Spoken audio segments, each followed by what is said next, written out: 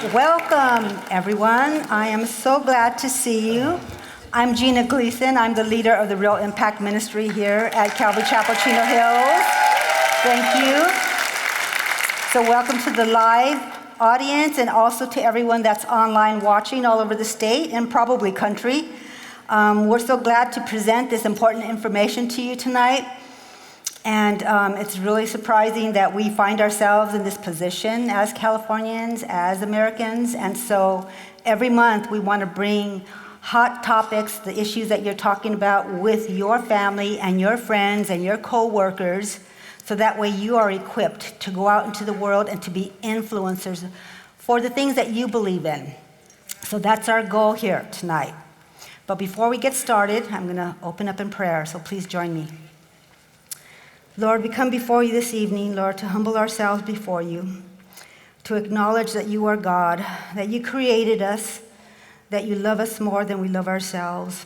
And Lord, tonight we want to glorify you in everything that we say and do, Lord. So I ask that you bless our speakers tonight, Lord. And I ask that you bless every person listening, Lord, so they can take this important information and utilize it in their own lives. Father, we just want to be a light and a witness for you on this earth while we live here. So bless our time together, Lord, and may you be glorified. In Jesus' name, amen. So I have a few announcements before I bring our speakers up to talk about these important topics. And I think that you'll also enjoy my announcements. I hope. Okay, so we talked about being influencers. That's really important because we are, in the Bible, we're commanded to do certain things. And I have always loved this verse, Nehemiah 4:14, and I'm going to read the last piece of it, and you may have seen it up on the screen earlier. It says, "Do not be afraid of them. Remember the Lord, great and awesome, and fight for your brethren, your sons, your daughters, your wives, and your houses." And that's what we're going to do tonight. We're going to learn how to fight for our houses and our families. And so Real Impact wants to equip you with practical tools to do that.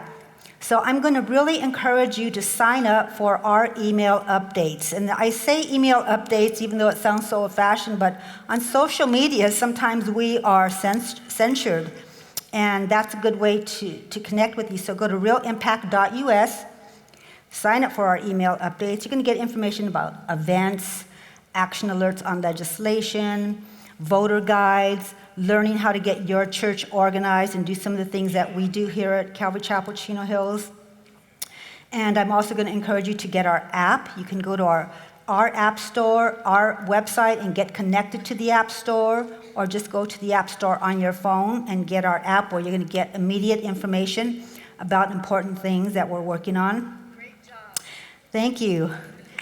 And then also, we're just really excited to announce a special project that we've started. We're calling it Parents in Action. And we are going to focus just on education because we in the Real Impact team have been fighting in the education circles for years, whether it's bad legislation or curriculum or you name it, whatever's going on in the public schools. But we want to really focus on that, so we started a Facebook page called Parents in Action. When you go into the foyer, you'll be able to get some more information about that. But we're going to be posting information about schools across the state, across the nation. But we're going to have a strong emphasis on Chino Valley Unified School District.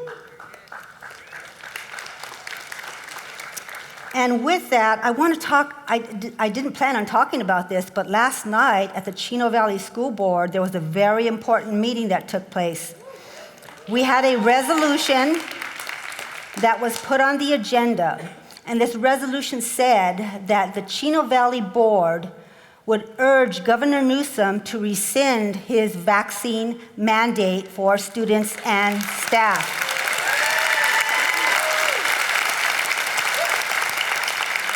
The good news is that it passed. And so this is actually going to happen. Our school district will be sending a letter to Governor Newsom saying that we don't want to comply and that he needs to rescind this vax mandate. So that's a great thing to happen. And that's because We've had some amazing parents showing up at our school board meetings.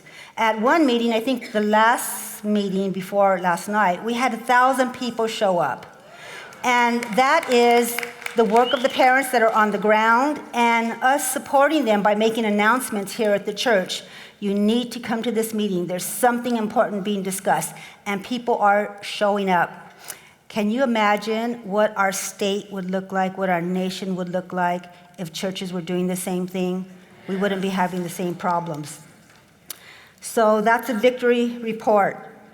We also have the Chino Valley Unified School District teachers and staff in the foyer. The reason they're here tonight is because they want to oppose the vax mandate for teachers and staff.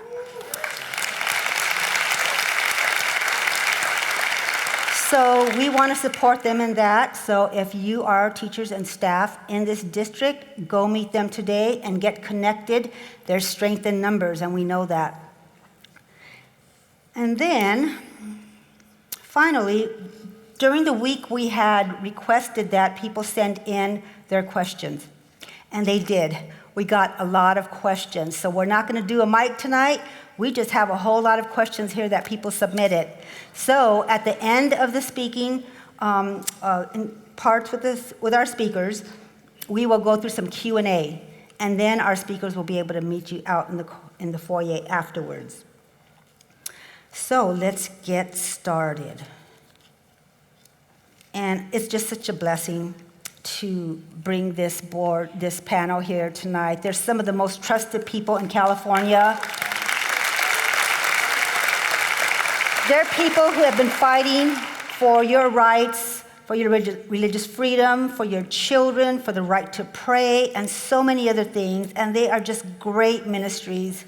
And so I'm just very blessed to have them and call them friends. So we're going to start off with our first speaker tonight. We're going to start off with Brad Dacus.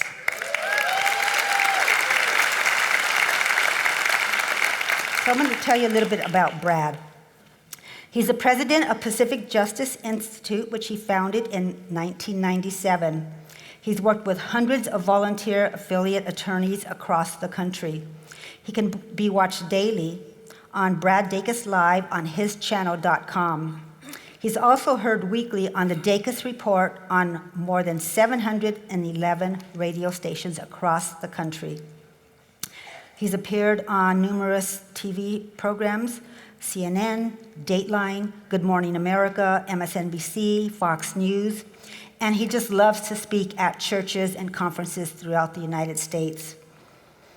Brad, at one point, his law firm represented me when I was a proponent on the co-ed bathroom bill. Remember when they passed that law that said boys and girls have to share restrooms, showers, locker rooms? And we fought that. And the Secretary of State, Deborah Bowen, was sued because the counties had removed what were good and valid signatures. So Brad's firm defended us as we tried to get those signatures validated. Of course, they played their tricks and it didn't work, but we know that the people signed enough signatures on that petition to stop that, but the shenanigans didn't stop them. So I'm very blessed and honored to invite Brad Dacus up to the podium today. Give him a warm welcome. Thank you. Brad, thank you so much. Well, it's great to be here, and I just want to set the record straight. You know, Bob and I are both attorneys, and I know there's lots of jokes about attorneys, so I just want to set the record straight. It's the 99% out there that give us 1% of bad reputation. So, very good. I'm glad you guys laughed. I did that at one church. I do guest preaching, and they just went, yep. And so, thank you. It's a real pleasure to be here today. How many of you are parents? Raise your hand. Have kids in public schools or private schools? Okay. How many of you are employees and you're under the gun right now with the vac? Wow. Okay. How many of you have just bought property in Costa Rica? No. So, okay. Anyway, let's talk about that today, some of these issues. I just want to first say that it's great being up here with all the people up here. Gina's doing great work, and Rebecca with her work that you're going to hear about with the homeschooling, and it's been great partnering with her and working.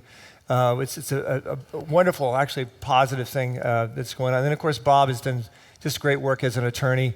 And so what I want to focus on is the issue of employees and employers in that regard, and how do you deal with that? And what are your rights in that regard? Well, let me just say right up front, on our website, we put a lot of work to prepare our website with the resources that you need because we were overwhelmed. And so it's pji.org, pji.org. And also, if you have your sheet, did everyone get one of these, by the way?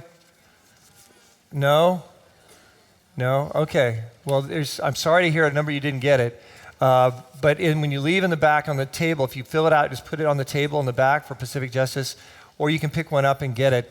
And the reason is because specifically, if you're a parent and you have children in public schools, and I'm not going to talk about that, that's Bob's expertise, but he's going to talk about it. But we're preparing a customized, a personal belief exemption form for parents. Once the mandate actually gets implemented and we see the actual results, we're going to customize this, and then we're going to send it out to all parents. And it's going to be, under the existing law, it will protect you and your child in that regard. But let's talk about as far as employees and employers. We have a lot of challenges we're undertaking right now. In Los Angeles, we're suing the mayor of Los Angeles, Mayor Garcetti. And yeah, you guys really like him, I can tell. No. So, and the city of Los Angeles and the LAPD on behalf of the police officers who have been told that they can't continue. So, and I have so much respect for law enforcement, and if any of you are in law enforcement, just remember I said that when you pull me over next time, okay? So, but in addition to representing those, we just filed for a temporary restraining order. We also have filed another lawsuit. It's actually preparing to file on behalf of a lot of firemen in a class action lawsuit up in Washington State with our office there. We have another lawsuit that we just filed, I think it was this morning, in Detroit on behalf of scores of nurses with our office in Detroit. We're filing it with New York on behalf of a lot of nurses. And then in Miami, we have a lawsuit going to bat for over 11,000 angry parents who were told by a school district, Palm Beach, that it doesn't matter what they want, those kids are going to wear masks whether you like it or not. And we don't get angry, we just sue. So anyway, we filed a lawsuit there. Great attorney, Alex Bumbu is a wonderful attorney. So we're very aggressively involved in litigation. We've got other lawsuits with individuals throughout the country. We have a lot of offices that God, by His grace, has given us just within the last 3 years. So in addition to the 5 offices that we have in California, 3 in Southern California, 2 in Northern, we have one in Oregon, near Portland, Seattle, Reno, Denver, Dallas, Mississippi, Miami, Atlanta, New York, New Jersey, Boston, Philadelphia, Detroit, Cincinnati, Chicago, Milwaukee, and I think that's it. So anyway, and the reason I point this out is you guys may say, well, I'm not in those places, but you may know of people who are. And I want you to be sure and contact us. We're putting on town halls all across the country because of the need, and it's just by God's providence because these people are stepping forward to help. Now, with regards to how do you do? What do you prepare? How do you prepare yourself? Okay, I know initially there was let's first talk about religious exemption. Initially, there was sort of an understanding by many people. They thought, we'll just print out a form, sign it, print out something, a statement of faith that someone wrote, sign it and date it, and put it in. How many of you guys have done something like that with just okay. What you may have found out, some of you may have grace in terms of an employer who's friendly and says, okay, that's fine. But you have other employers, like Kaiser Permanente and many others, who've said no. And the reason they're saying no, unfortunately, is because the burden is to show sincerely held religious beliefs. That's the goal. That's the line you need to cross. Sincerely held religious beliefs, boom, that's the objective. It's not to persuade them that vaccines are bad or that your constitutional rights are being violated or the statistics or whatever. It's your sincerely held religious belief. It's hard to make that case if everything is already pre-done, right? So what we do on our website, I'm going to say it a number of times, pji.org. You can click there, vaccine resources, and click employee, and it will give you the information you need to prepare a solid religious exemption request. How many have been to our website to look at that and use that? Raise your hands. Okay. Very good. Was it helpful? Yeah. Okay. Excellent. And then when that's filed and you submit that, you want to submit it via email. You also want to submit it hard mail. Physically. So you want it undisputable that they have it. Let's say they deny it. What do? Well, contact us. We do all our work without charge, always. So contact us, and we will look at it, and we'll assess. Okay, is there a problem? Now, sometimes the employer says, "Well, no, you're only allowed one. You can only do it once." Well, that's not what Title VII says. Title VII is a federal civil rights statute. Okay, it has no. You can only submit one, whatever. Okay, so. No, you go ahead and say, for clarification purposes, I wish to clarify some of my other points. Some people went off on constitutional things and toxic nature of the vaccines, whatever, and they didn't realize, and so we've advised them, no, go back and say, I want to focus on the core reason, the sole reason that's driving me, which is my religious beliefs. And what should you put in that kind of a form? First, start off with your testimony. Start off with your testimony. Say, well, that's real religious. Yeah, that's what you want. Okay? You want it to be experiential and scriptural. Everything you say should pretty much fit under experiential and scriptural. So, as I've said before, I went to a group of teachers recently in Chino Valley, and I gave my example. I said, so I'm a Christian. Some of you are not Christians. But I said, I'm a Christian. So I would start off with, I became a Christian when I was in 3rd grade, and I heard the pastor preach that I was a sinner, that we're all sinners. We've all fallen short of God's holiness. We've all blown it. And I felt convicted, and I walked down the aisle to pray and receive Jesus as my Lord and Savior, to put my trust in him for forgiveness, and made him Lord of my life. And that began my walk with the Lord. And then when I talked about what it means to be a Christian is to have a relationship with God and to have that walk. And then examples of times when I sought the Lord, I prayed, and he spoke to me. He convicted me of what to do here and what to do there. So they see that this is normal for me to pray, for me to be convicted by the Lord. It's not something I just came up with because I wanted to find an excuse because I heard an attorney speaking at a seminar. You want to make sure you go through that. That was too close to home. I shouldn't have said that. Anyway, so you do that, get that information out, and in there you put in the scriptures, right? Not just 1 or 2 scriptures, right? You be big on the scriptures. Romans 14, and in Romans 14, I think it's 29, I think it's verse that says, if you're doing something and you're doubting it, it's a sin, There's all kinds of verses about walking in the Spirit, praying, seeking the Lord's direction in what you're doing.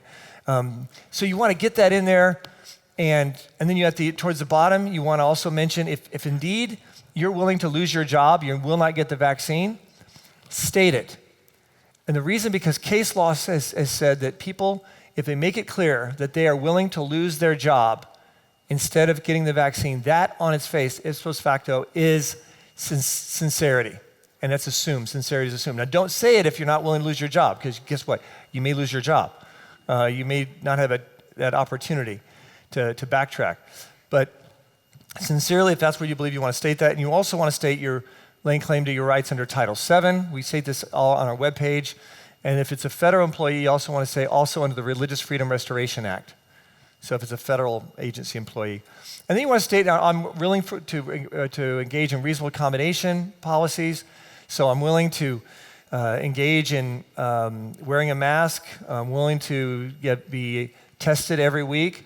Now, I talked to some people, and one person in the audience said, well, I have a religious objection against the vaccine, a religious objection against the mask, and a religious objection against getting tested every week.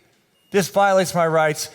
And I said, well, let me just tell you, as an ideologue, as an activist, I agree with you 100%. And I am, it's absolutely. Now, as an attorney, you're going to lose, okay? And I made it really clear that your ideology can be different than pragmatic understanding of where you are legally. If you lay claim to all of those, then a judge is going to look and they're probably going to say, or maybe it's arbitrator, depending on how it's worked out, say, really? Really? You're just being obstinate. No. And is likely to disqualify your sincerity completely. So if you really are sincere about those things, make sure you're really sincere and you can really lay it out. Otherwise, I say stick with the vaccine if that's the real issue. If that's the real issue, okay? You can have a good chance of prevailing. Well, let's give you a scenario. Let's say you don't prevail.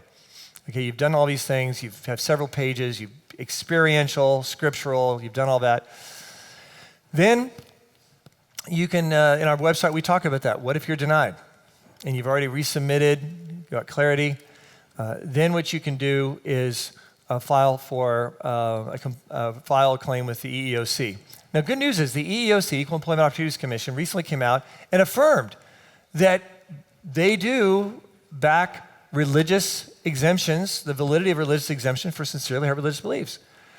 They will probably not represent you. They'll probably give you a right to sue letter, in which case you want to contact a law firm, maybe Bob's firm or our Pacific Justice Institute, or another attorney. That's up to you. But we're preparing right now to be overwhelmed with those kinds of cases. We have already filed several dozen right to sue request letters on behalf of clients and people in those situations.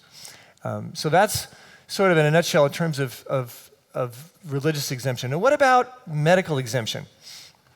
People will say, well, I don't really have a disability. Well, let me just ask you a question. Have you, and some of you may have certain conditions, okay? And if you do, you want to be able to get a letter from a doctor signing off stating that. Now, you may say, well, wait a minute. The doctors are all saying that they can't give an exemption because they've been told by the medical board, California, that this just happened this last week. A doctor told me this. We're trying to help people. He says, I can't. I was just informed by the medical board of California that I'm going to lose my license. Don't you love living in a free country? Yeah, I know. Yeah, I know, it doesn't at all. So let me tell you, Texas, it's not the place to go. No, I used to live there. This is a great state. Florida's humid too, but you live in what I call an oppressive state. California, it's not a free state, it's an oppressive state. So, facing the reality of that, nonetheless, under the Americans with Disabilities Act, you can get an opinion actually from a doctor outside of California. You can, and under the ADA, that can be a separate claim. That's separate from the policies established by the state. You still have that, and the ADA is actually very, very broad. But what about, let's just say you've had the COVID vaccine, all right? You've had it. How many people, actually not the vaccine, let's say you've had the COVID virus. How many have had the COVID virus? Okay, no. So I got it also in March, so I'm infected just like a lot of you. So I'd much rather be infected, though, with the virus. Anyway, I'll keep it at that. So if you've had it, that's an argument for medical exemption. That is, you've had the virus, and what we recommend you to do is to get your antibodies tested. Find it, look it up, have your antibodies tested. Ideally, get a letter from a doctor to validate. In fact, there's still a doctor I know of in California that you can go to, but contact me about that because I don't want to overwhelm this doctor who's in the Inland Empire, which is good news. But and she's right now still moving forward. So but you have a doctor review it, and then ideally in a letter state, this client has had COVID. Their antibody levels are whatever, 350. This level is is as strong and actually stronger and broader than that of the protection of a vaccine. In addition, the vaccine may result in complications in this client. Therefore, I prescribe, the word's prescribe, I therefore prescribe so-and-so, John Doe, not to have an existing COVID virus vaccination. So that's in there. You attach that. Boom. Also, you want to go to our website and you'll find another valuable resource. We put on there an index that you can reference 91 studies. And you want to include this. It's an index, 91 studies, maybe just the link, okay? But it's 91 studies validating that those who have a natural immunity because they have COVID in the past have a broader and stronger immunity than this narrow vaccine, which is quickly waning as these variances are taking over. So that's a very valuable resource. What about the religious exemption? Should you include something about that? Yeah, at the bottom when you're talking about accommodation, say also, for the record, also I have already had the COVID virus and have a strong natural immunity, giving me a stronger and broader protection of, than the vaccine. Please review my medical, for information, please review my separate medical exemption request. So that's sort of in a nutshell. Now, which one do you choose? You can do both. Make them separate. Make it very clear, though. You can do both. You can do one or the other. Now, what if you say, I'm not going to do any of those, my rights are violated? Well, I agree with your rights are being violated. This is a total infringement on your privacy and your human dignity and the law, the Nuremberg trials and everything, And then you're going to lose, okay? So don't want to do that, all right? And unless you want to lose. I had to talk to, we're doing so many calls. I had to talk to someone today about that, and that's what I told him. I says, I care about you, and where are you going to move to? Because you're going to lose your job. And so be pragmatic, be wise, right? Keep your eyes also on the Lord when you're doing this. The goal is not, this is not a spitting match, okay? This is serious, and you need to seek the God's direction. Keep your manners and your temperament with the Lord. If you slug your employer on the way out, it's going to really mess up your case, okay? So, and also seek God's direction in intervention. Attorneys, we can be advocates and we can do things. At the end of the day, it's really about trusting the Lord. Be wise, be discerning, be humble in your countenance, and keep your eyes on the Lord, trusting that He knows what's best. And that may be, you may end up having to file a claim with the EEOC. Maybe you move on. And at the same time, some of you, if you're denied and you're fired, then you may find yourself saying, okay, well, I'll just file a lawsuit. Well, it takes time. First, to get a right to sue letter from the EEOC, it takes time. A number of you may have to just simply move on and get another job. Some of you may move on and go to another state. I don't like that because we need as many good people here as we can. So I don't like that at all. But practically speaking, think things through and remember to keep your hope and your trust in the Lord. It says, be anxious in some things, but not other things. No, where's it go? How's this? Be anxious for nothing, but in everything, right? Let your prayer, supplication, with thanksgiving, let your requests be known to God, and the peace of God, which surpasses all understanding, even in these circumstances, will guard your hearts and minds in Christ Jesus, our Lord. We can't forget that. And we have thousands and thousands and thousands right now requesting help. And yet I've just exhorted a whole staff and our attorneys this morning. We need to keep our eyes on Christ, and with Him, there's always victory, one way or the other. God bless you all. Thank you for being here. Thank you. Thank you. Well, that was really fantastic. Thank you so much, Brad. So next, we have Robert Tyler with Advocates for Faith and Freedom. And Bob, who I've known forever, he says, oh, don't read a bio. And I said, okay, then I'm just going to talk about you. But Bob has a heart of gold. Bob is, and he's an attorney, believe it or not. But he does. He has a heart of gold. And he's the kind of guy that You can call him with a really important situation that you're dealing with, and he will help you. So I want you to take advantage of his good heart and give him a call at Advocates for Faith and Freedom. They're based in Murrieta. He founded his law firm many years ago, 2005. He's also the head counsel at Tyler and Birch, a private law firm, and he is truly one of the heroes in California, and I just really love him. I love working with him. He represented our church one day when our school board decided we weren't going to have invocations any longer. So we thought as a church, well, you have to have invocations. It's our right to pray at school board meetings. So Bob is the law firm that defended us. He's always been there for us, so please give a warm welcome to Bob Tyler. Thank you, Bob. Love you. It's good to be back with you guys again. It's been a bit. Let me talk to you about a few things.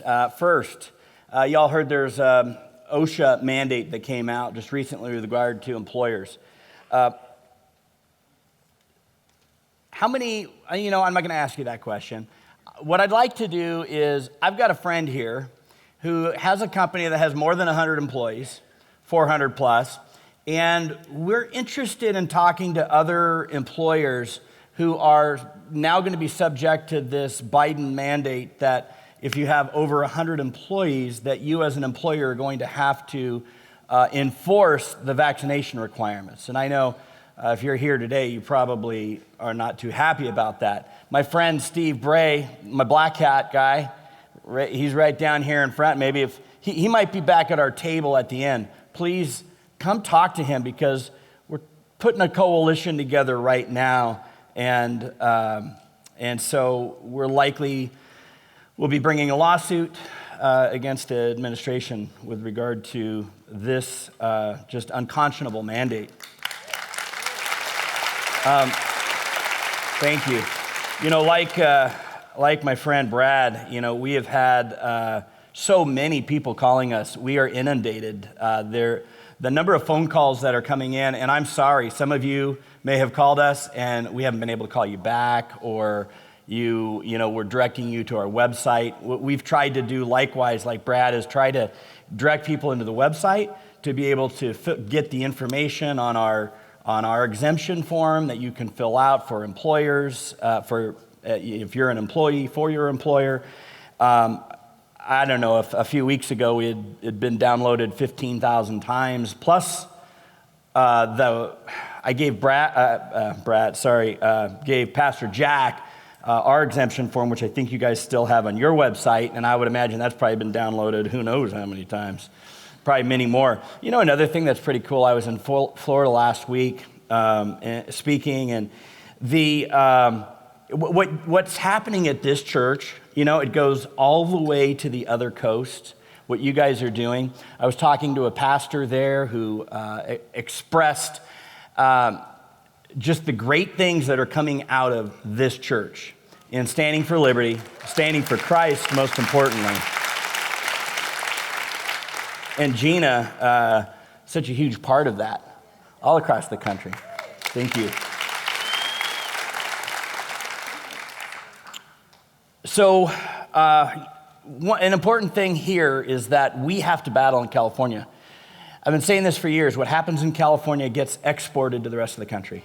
We've seen it with, we battled the domestic partnership legislation and the same-sex marriage. We defended Prop 22 and Prop 8, and, and what happens here gets exported.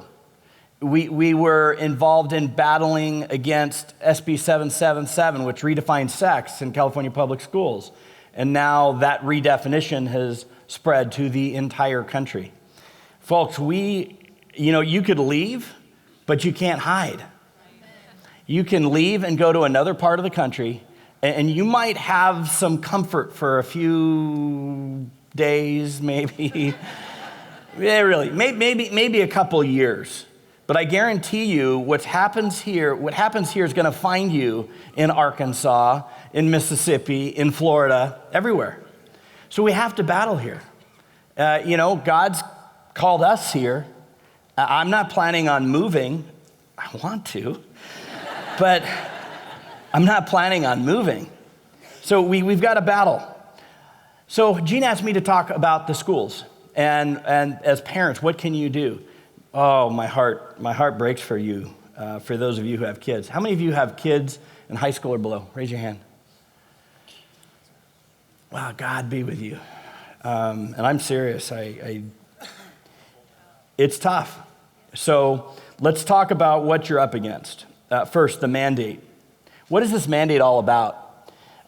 We've been on some, one of our lawyers here, Netta Higuera, she was with you guys last week speaking. I'm sorry I'm not her.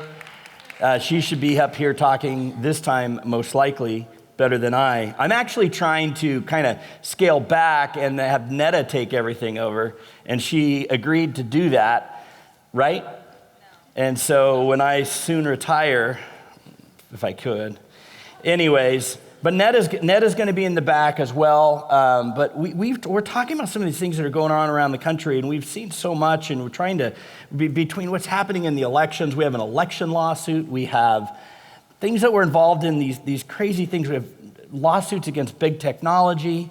We're defending Pastor Mike McClure, which your church was so awesome. Pastor Mike McClure, Calvary Chapel, San Jose, fined $3.8 million because he wouldn't follow strictly the mandates that the county of Santa Clara demanded. So now we're going to sue County of Santa Clara again on behalf of a whole bunch of employees, and that's coming up.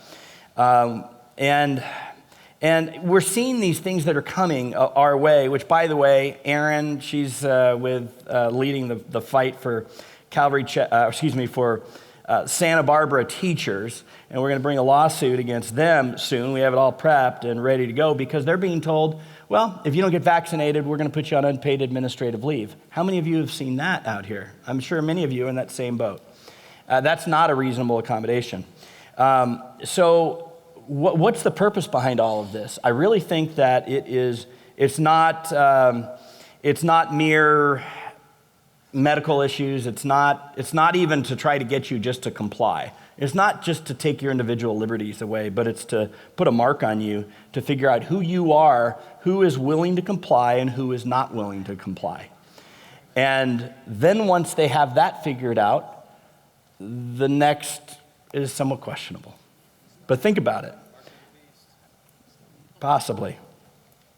So, California becomes the first state in the nation to mandate COVID-19 vaccine for kids, for schools when it becomes available. So students will be required in their grade span, K through 6 and or 7 through 12. Once the FDA gives a full and final approval, they're going to mandate that on all of your children. And they will have to get vaccinated in order to go to school. The good news at this point in time is that what is going to happen, we can switch to the next slide. What's going to happen is that there's going to be a personal belief exemption that's permissible.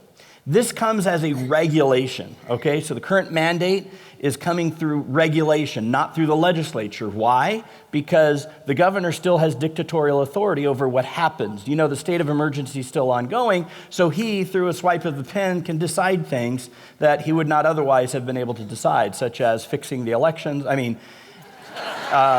doing things with the elections.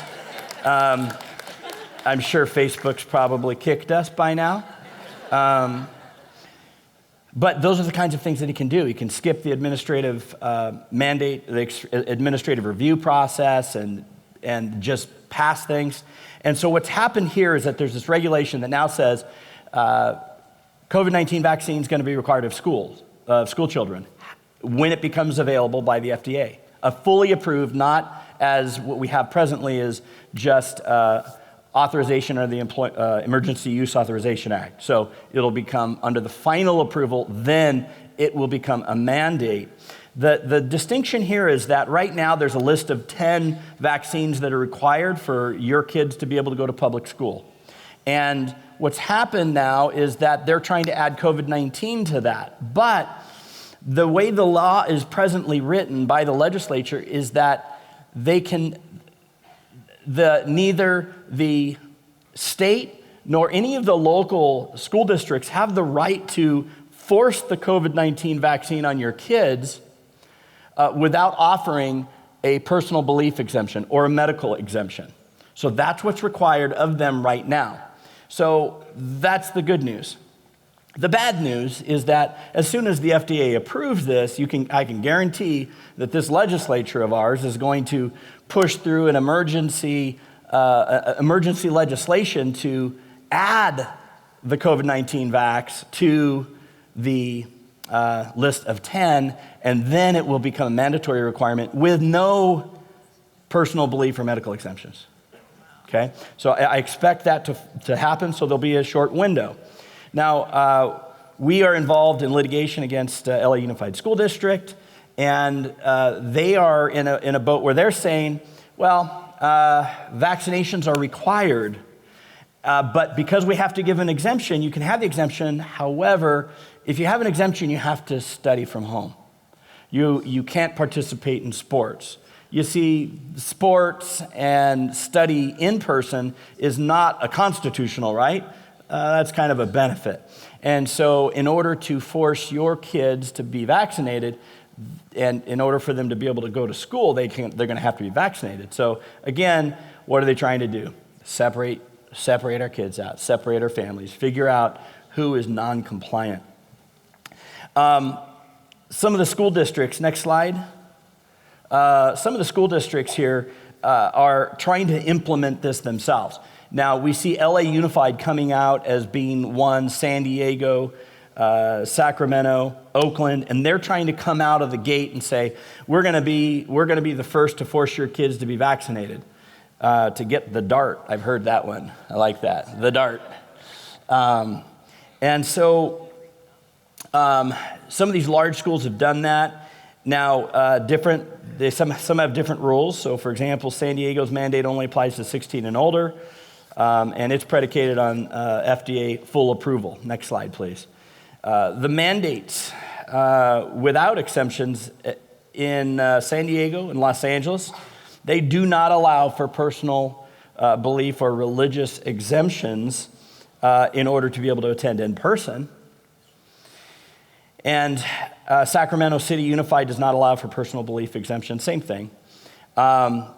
The great unknown is what's going to happen with other school districts when they start getting involved, because the governor said he wants the school districts to implement these rules. You see, what happens is the feds have come down and they've tried to force the employers to mandate the vaccine. And they're hitting hard on the airlines and all of these folks. I've read stories about phone calls coming from the administration to the heads of these many corporations. And what's happening now is similarly in the state context, you have the governor coming down and trying to enforce local agencies to pass their rules. They're trying, when COVID first came out, they called these things, they said, the guidelines for operating a grocery store. Well, they were called guidelines, and Ned and I were sitting here talking with some of our lawyers. We're scratching our heads saying, wait a minute, it says guideline, but in here it says must obey, And so it's a facade what they're doing. And they're trying to pull one over on all of us by acting like they're acting in our best interests, and these are just guidelines, but really they're mandates. The school districts are now being told by the state they have to enforce these rules. And so here we go, and the school districts are going to be pressured. They are being pressured, and we're going to have to fight them on a school district by school district level. And that's going to require those of you to get involved. And you'll see we don't just say get involved, but get involved now. You are here. I would assume that many of you are willing to be involved now. And you got to speak up. Now, we've been doing this for a long, long time. We've been speaking up in school districts.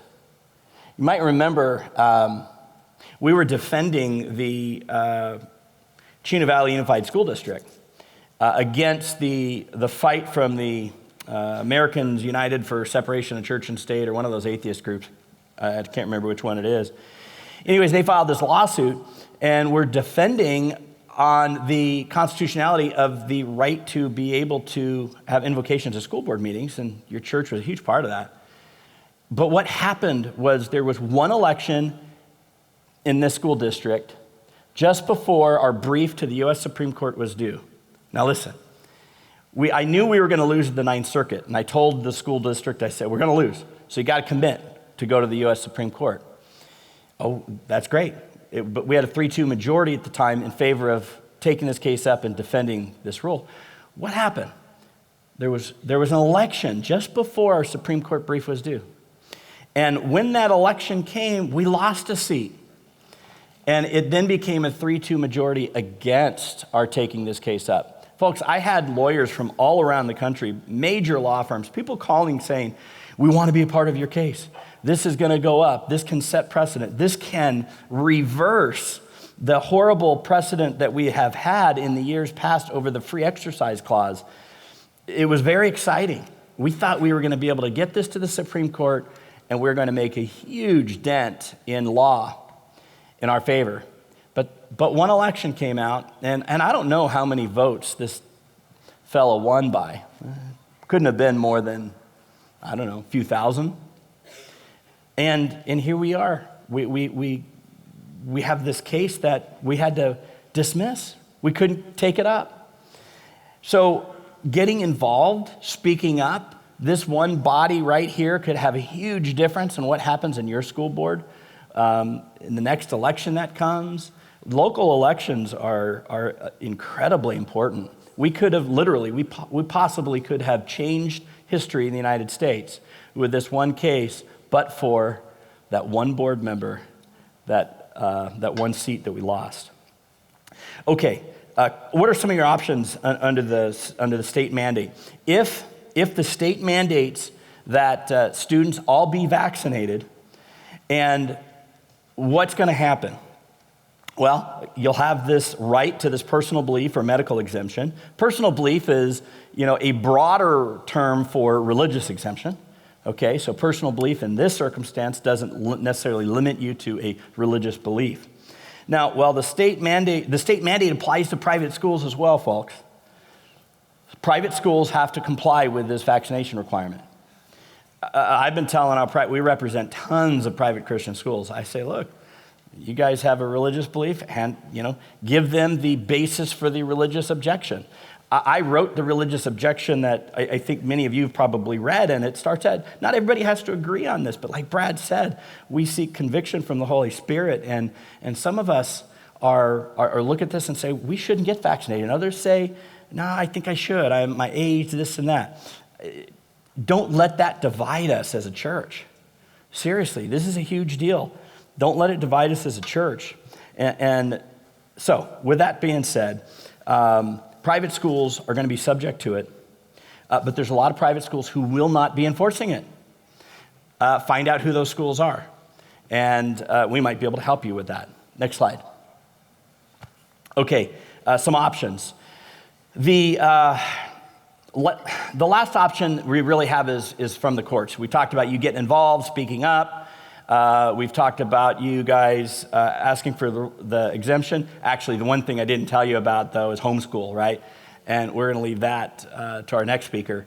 And I think that's going to be an incredibly important and probably a very, very big part of what happens here in the future. We're going to get there. But so right now, there's another petition that's been filed. Nicole Pearson, she's like this social media, I don't know, what do you call them, sympathizer or influencer? Social media influencer. Sorry. I don't do it a whole lot. Nicole, are you here? She's at Calvary Canyon. No, she's supposed to be. She told me she might be here tonight. Okay, if she's here, she'll be at our back table. Anyway, she's heading up this case. We're working with her on. And in this case, we're basically saying the school district doesn't have authority to enact these mandates. This is a statewide thing. So this is a great case. We'll see what happens in that. We're filing another petition to end the state of emergency. Lord willing, Lord willing, that works. We're hoping to end the state of emergency. We've got that petition all prepped up and ready to go. The Orange County Board of Education, Children's Health Defense, Bobby Kennedy Jr.'s organization, Bobby Kennedy. We're bringing that. Lord willing, we can end that state of emergency and solve a lot of these problems. Let me end with this. You don't need to go to that last slide. Let's end with this. I just want to say, I want to encourage you very briefly. You know, when I was here before, it seems like it was 4 or 5 years ago, maybe a little longer, we were talking about a religious liberty, and I addressed Matthew 24. We taught, you know about the birth pains, what's going to happen in the end times. Then they will deliver you up to tribulation, put you to death, da-da-da-da, you all know about that. Many false prophets, da-da-da-da. And because lawlessness will be increased, the love of many will grow cold, but the one who endures to the end will be saved. And this gospel of the kingdom will be proclaimed throughout the whole world as a testimony to all nations. And then the end will come. You know what? The exciting thing is, okay, there's all these birth pains. You're all experiencing them right now. But think about what our ultimate role is. And this gospel of the kingdom will be proclaimed throughout all the world as a testimony. That's your job. It's my job. God bless you.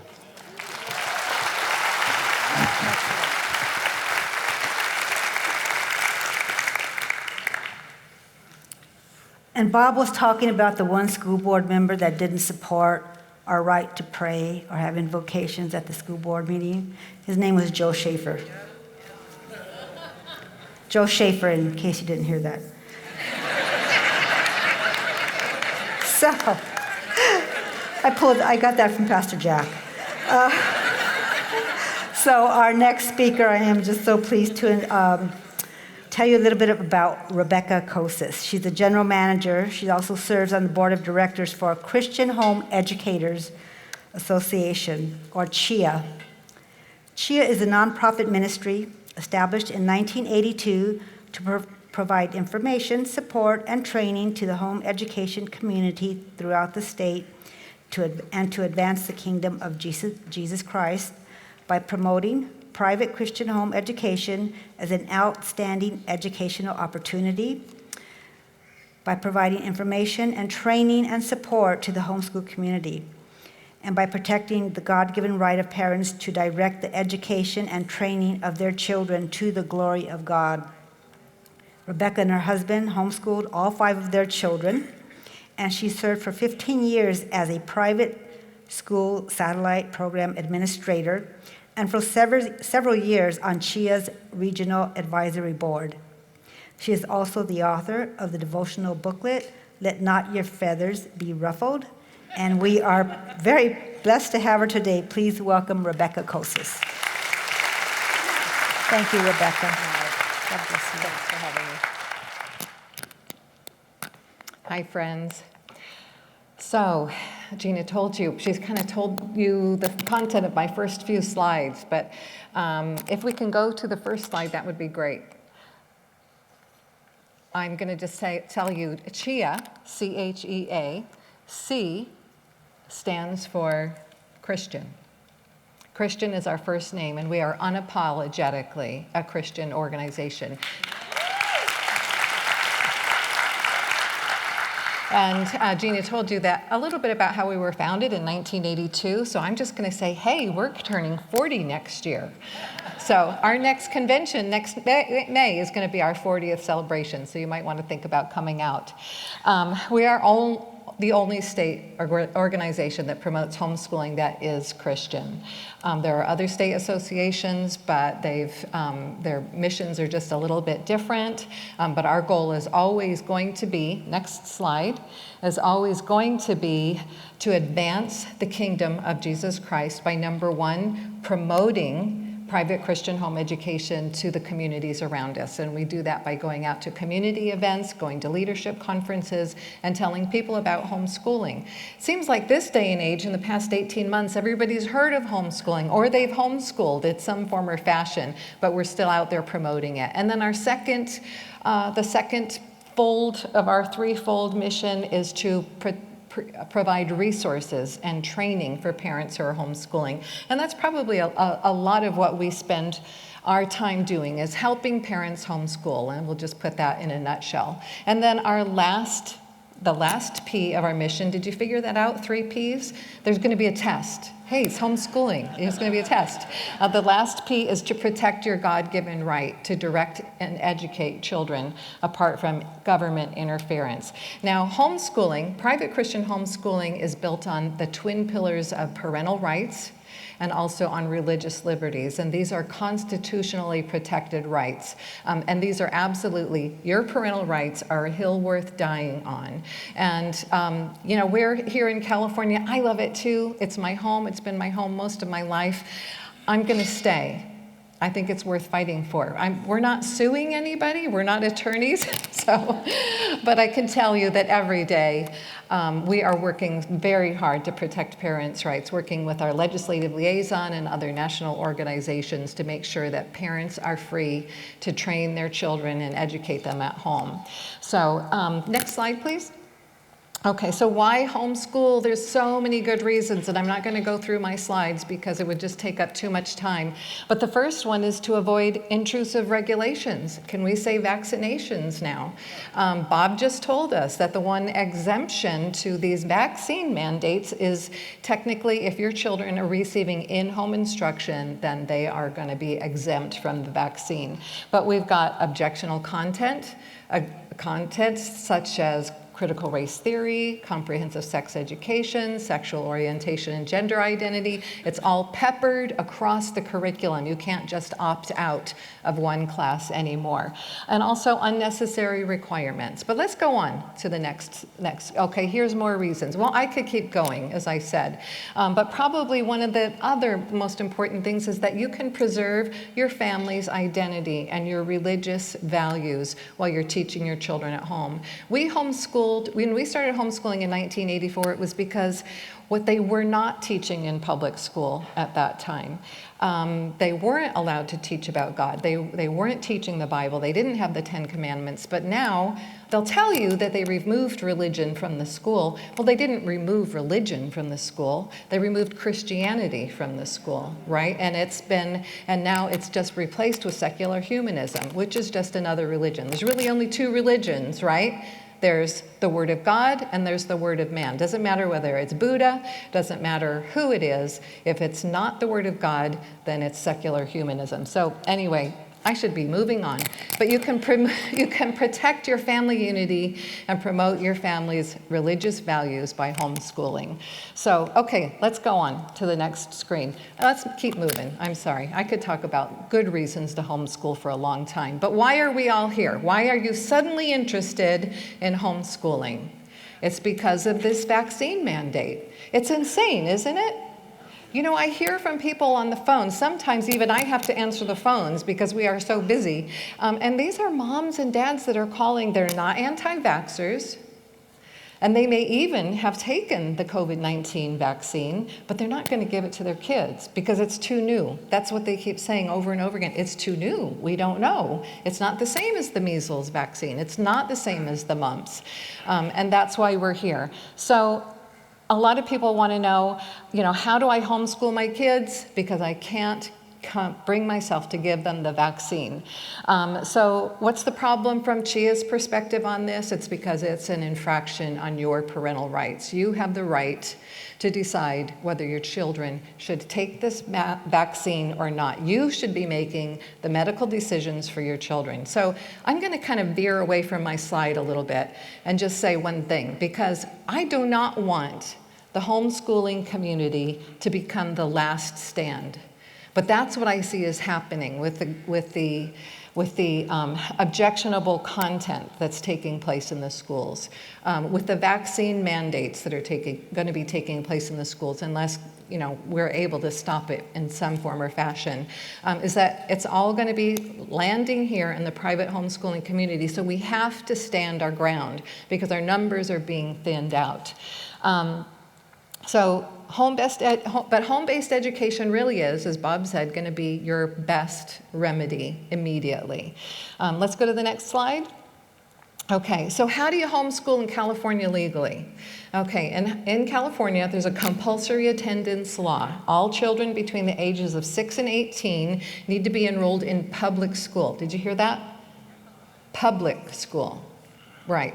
So you can be exempt from public school by either enrolling them in private school or utilizing a tutorial exemption. If you have a valid California teacher's credential, you can teach your children at home apart from that. So private home education, the kind of homeschooling that we promote, falls under private school statutes. Private school statutes are very simple. They're very easy to adhere to for a reason, because they're private. They don't fall under the jurisdiction of the local school district. So you're going to homeschool. Well, let's go on to the next screen, because we're going to talk about some of the different options. So there's public, you've probably all heard about charter homeschooling, charter schools and independent study programs. So your options from leaving the campus-based classroom-based education, and we have a handout in the foyer with all of these options on them.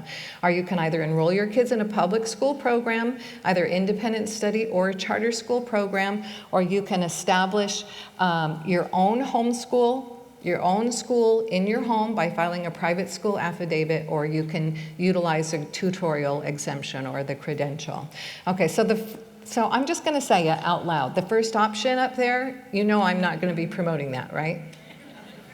It's just another form of federally funded government-funded education. Okay, next slide. So private homeschooling, obviously we promote this because it is the best option. It is the most free option for you as parents. If you want to raise up your children and educate them apart from government intervention, government influence, content, objectionable content, having to count your numbers of days, minutes, and hours, testing, you name it, then private homeschooling is going to be the way to go. And it's relatively easy, relatively easy to do. Let's go on to the next one. So how do you do it? You can establish a private school in your home. Thousands and thousands of these, actually in excess of 30,000 families filed a private school affidavit last year with the COVID-19 shutdowns and basically you establish a private school in your home, and then you just notify the California Department of Education that you have created a private school. And you do that by filing your private school affidavit online between October 1st or beginning October 1st. The statutory filing period is the 1st through the 15th, but you can do it all year long. So maybe you think, I'm going to start homeschooling January 1st, but I missed the filing period. No, you can file anytime between now and June 30th. Okay, or you can enroll your kids in a private school satellite program, and that's a similar thing. You've got it's kind of like you've got a whole group of families that are banding together, and you have one administrator who files this private school affidavit. You enroll your children in that private school, and then they maintain your students' cumulative records. They may provide various other school services like school pictures, t-shirts, yearbooks, class days, maybe holiday celebrations. And then also there's the tutorial exemption. And I have not recommended there just because you have to do a little more record keeping with the tutorial exemption than you do. And remember I said private homeschooling or filing your private school affidavit is going to give you the most freedom to direct your children's education. You decide the content and you decide the standards. Are you happy with the standards of your local public school? Okay, right. Everybody's worried, but what if parents don't teach their kids, enough? The fact of the matter is parents go above and beyond. And if you're wanting to compare one system to the other, well, I'll talk about that a little bit later, but is the public school system what you want to emulate? No, absolutely not. Okay, so let's go on to the next slide. Okay, is it expensive? A lot of people that ask that because there have been programs out there, specifically state-funded charter school programs, and they're giving families $3,400 a year for their students' educational funds.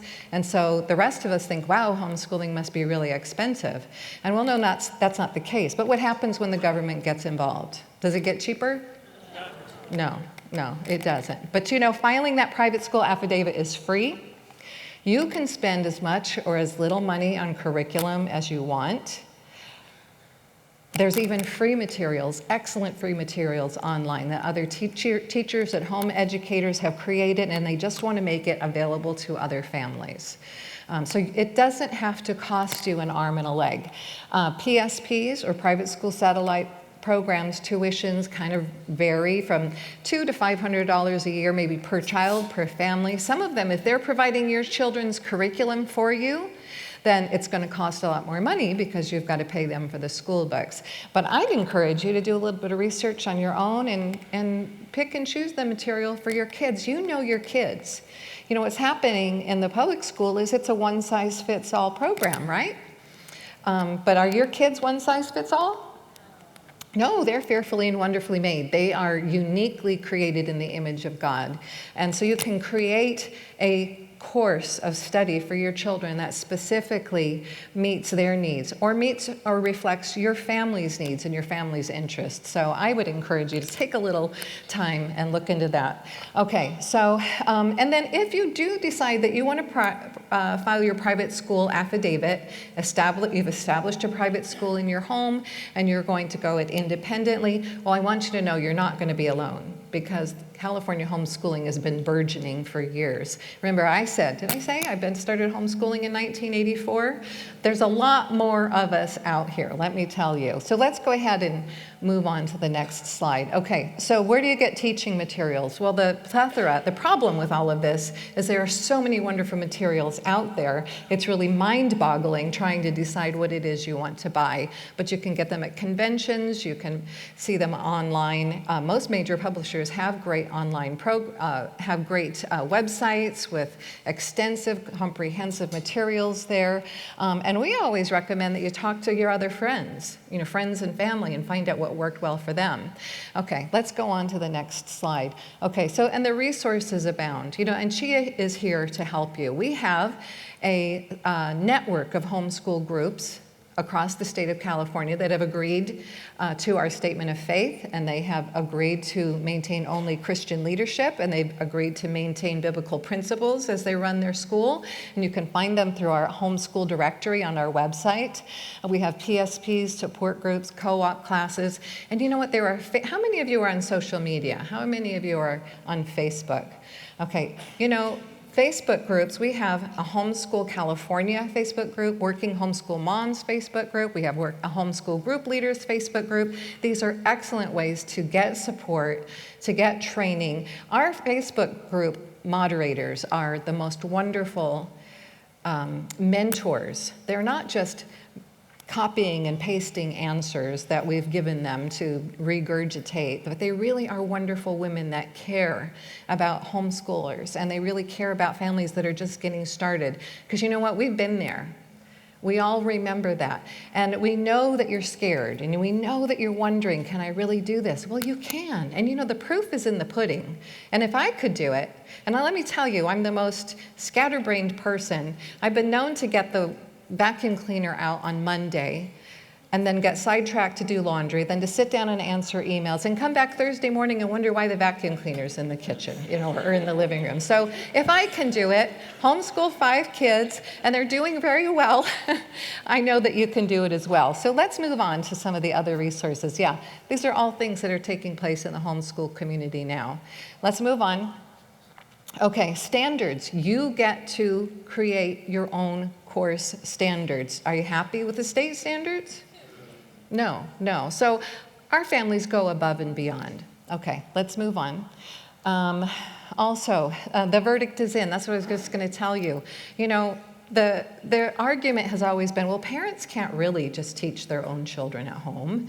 What's going to happen? They're going to become weird social outcasts or something like that. But regardless of the parents' level of education, doesn't matter whether parents have advanced degrees or whether they've even graduated high school, regardless of income. So we have affluent families, we have families that are living at the poverty level, and also regardless of the amount of regulation in the state. And let me tell you, California is actually, we talk about it being an oppressive state, but for homeschoolers, it is not. We have a very free environment to teach our children at home. It doesn't matter. Homeschool students, yes, that is definitely worth opting for. Homeschool students tend to score 15 to 30 percentile above their public school counterparts. It's been like this for 30 years. And I'm going to give you the resources for this so you can go and, check my math. Check my math for me. Okay, let's go to the next slide. Okay, they're actively sought out by colleges. Employers love them because they have a wonderful work ethic. They tend to vote and attend public meetings more often than their public school counterparts. You know those domestic terrorists that the Attorney General's been talking about? Those are some of my kids, but they were homeschooled, and they're out there speaking up for their rights. It's okay. And they're more likely to participate in service to their communities. So my firstborn raised her 2 boys, homeschooled them. Yes, I have 2 grown grandchildren. But what is she doing now? This graduate homeschool mom, she's actively involved in human rights campaigning. She's working in the anti-human trafficking chapter in her Orange County, where she lives. And this is not unusual for homeschool graduates to be getting involved in their communities around them. So yes, absolutely, the verdict is in. Okay, let's go on. I've forgotten what the rest, okay, yes, this is not what I need to tell you because there's no possible way I can tell you everything you need to know to homeschool your kids in 20 minutes or less. Okay, so on our website, because of this crazy environment that we're in right now, we created this thing called the evacuation plan.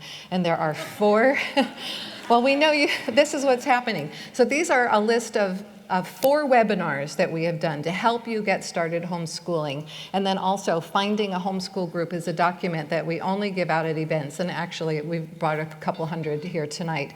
But these are generally member benefits, but we brought them out from behind that membership paywall to make them free for you until November 12th. Okay, so go on chiaofca.org and you can get access to these.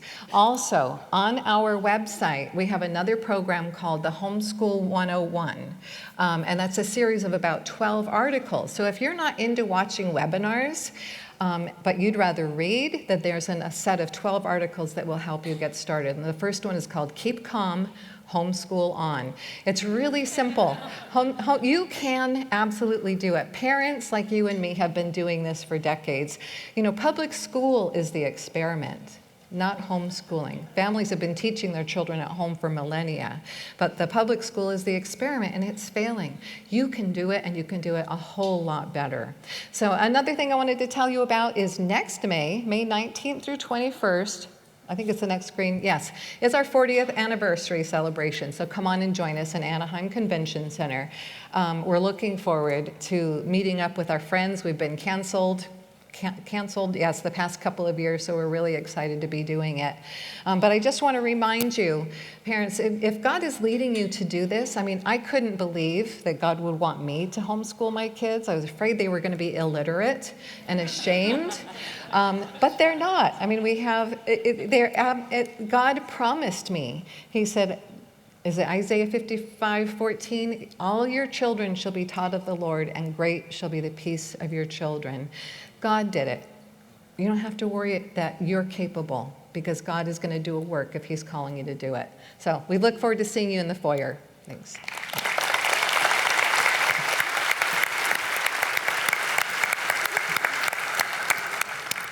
So now we're going to have time to take or give a few questions to our speakers.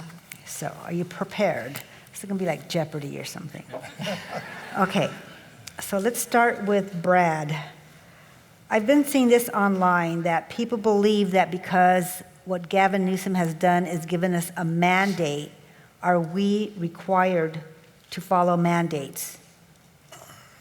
Are we required to follow mandates?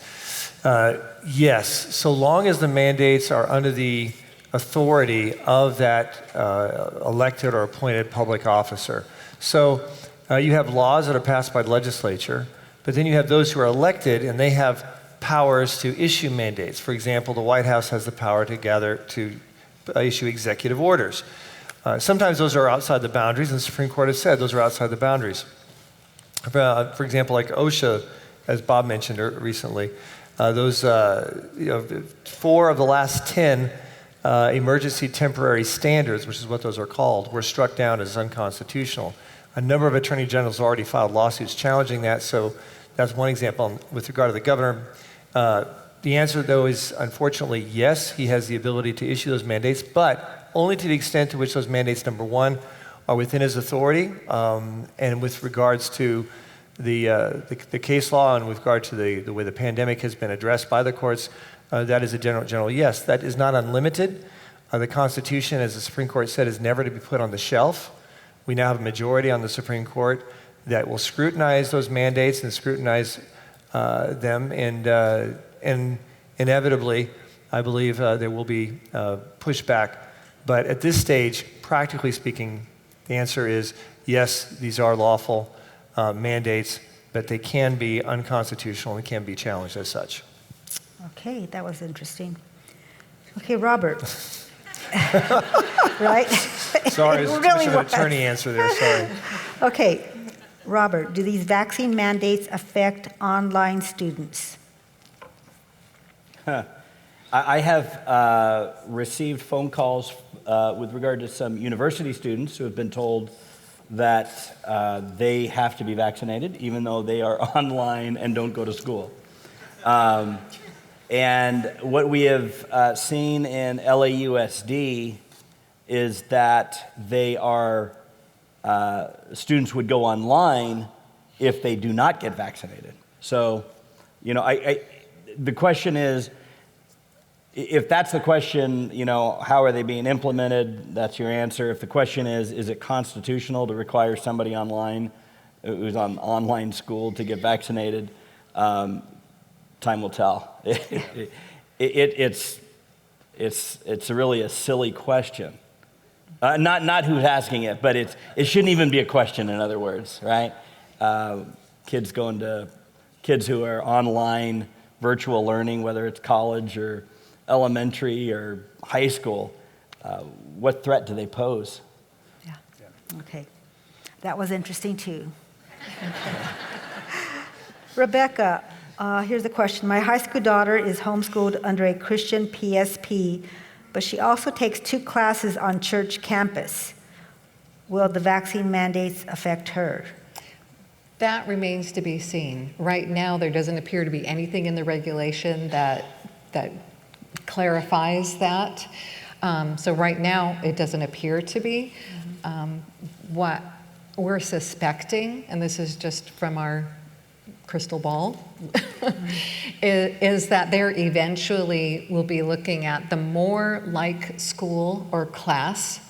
Some of these homeschool classes appear to be, then they may be more likely to be subject to the mandate. Yeah. So if you have a student, if you have a group of elementary age or even high school age kids and you're having a science club in somebody's backyard or they meet at a park, that's less inclined to appear school-ish. The more school-ish and formally organized the classes are, the more they may be suspect to scrutiny. Okay, But thank you. right now you Right can now. have a church homeschool co-op, and they're not going to be deemed to be a private school pursuant to these regulations, though. Correct. Right, That's right. correct. Yeah, Yes. because I think that's a great opportunity still. Right now it is, absolutely, yes. Yeah. Still, okay. Was that not interesting? It was so interesting. I think that was very interesting. Thank you. Yes, Thank the you. best one so far. Yeah, Okay. the clearest. So Brad, is it legal to require employees to pay for their own testing? Isn't this religious persecution? Couple points. First, statutorily in the state of California, you cannot be forced to pay for your own testing in the state of California. That is what our attorneys have deduced and are willing to challenge. However, what about people outside the state of California? So we've had situations like that where it's punitive. And even if a state doesn't have such a requirement or stipulation, you can still contend that it's punitive.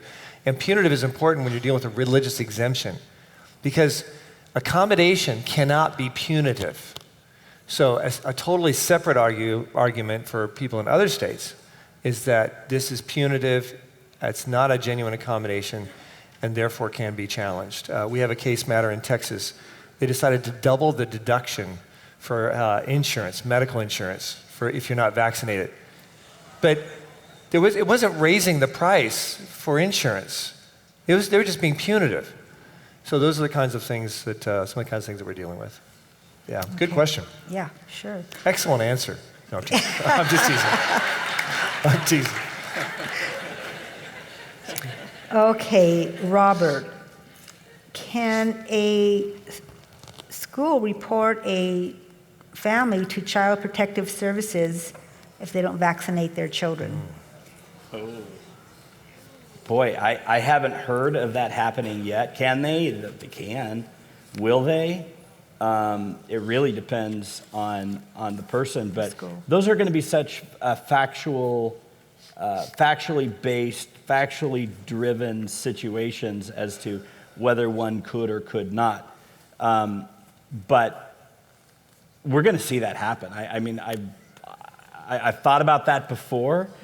We're going to see it. It's just a matter of time. Brad, have you guys had any phone calls like that? Yeah. Well, not regarding that specifically yet, but we know that like Ventura was going door to door with regard to with those with the coronavirus. If a child or a family had it, they were taking the child for 2 weeks without disclosure to the parents. So I will tell you, I see this as a real serious problem down the road. It's another reason, it's another risk of having your children in public schools. They're getting more and more aggressive. We deal with a whole division of our ministry is giving emergency counsel to parents who have social workers coming in threatening to take kids. And I think this is going to be a foot in the door with regards to the CPS coming in and interrogating families. If you're homeschooling and it's lawful, then they don't have a basis for that. But if your child is in a public school, or we have a more definitive mandate, absolute mandate, which we're fearing, which you mentioned, Bob, with regards to potential legislation, and you don't, then even homeschoolers could be threatened if that's in that kind of an extreme situation. I honestly don't think I think homeschoolers are going to maintain their protection, though, because they are so strong, and they've proven to be so strong in California that I think the legislators will not cross that line. What say you? Well, Lord willing, I hope you're right. Yeah. I think that when we had that aggressive legislation in 2018. There were two bad laws, like SB 2756 and AB 2926, requiring either fire marshal investigation, or also they wanted to explore, at any rate, they were both struck down. The fact of the matter was that I think many people recognized the threat. That if your basic right to teach your children at home, to raise your children up in the nurture and admonition of the Lord, and to direct their education and upbringing is threatened, if that goes away, then what is there left? Right. And so I think we saw tens of thousands of people coming out and supporting it. I remember that. It was incredible. Yeah. And we have a resource, 12 Steps to Protect Your Children from CPS on our website. I strongly recommend you all to download it, put it on your refrigerator. It's very important. It's a growing threat in California, and it's another reason to homeschool. Okay, good. And one final question. Rebecca, the homeschool convention that you mentioned, can anyone attend and go just for information? Yes, anybody can go to the convention. That's you don't have to be a Christian, you don't have to be a homeschooler, you can just be inquiring. Everybody is welcome, and we try to make it as affordable as possible for families to join us. So usually on Thursday nights, I say usually because the world has changed since COVID, Thursday nights are free. And just for those who want to come out and take a look at the curriculum, they want to hear about the laws pertaining to private homeschooling, they want some encouragement or inspiration, join us Thursday nights for free. And then if you like what you see, you're welcome to get a ticket and join us for Friday and Saturday. And those are huge, too. I mean, it'll answer so many questions. They're really impressive, very impressive. Thanks. I remember when I was homeschooling, it was just such a highlight to go and get the curriculum, hear from speakers. It was just a really good convention that you all put on. So. Oh, I'm so glad. And for us, it's like a family reunion, you know, because homeschooling takes place in your homes, you know, and we're in communication with one another, but that's the one time a year where we gather together as a community, you know, of like-minded people. So the energy and the encouragement is just, even for those of us that are there serving, it's priceless. Okay, well, that's it. That's our entire program. So I thank you so much. Thank our speakers. You good? And so if you step out into the foyer, you're going to find that they have tables and a lot of information. So stop by and remember to give them a call should you need help with anything. So thank you so much for coming tonight. God bless you all.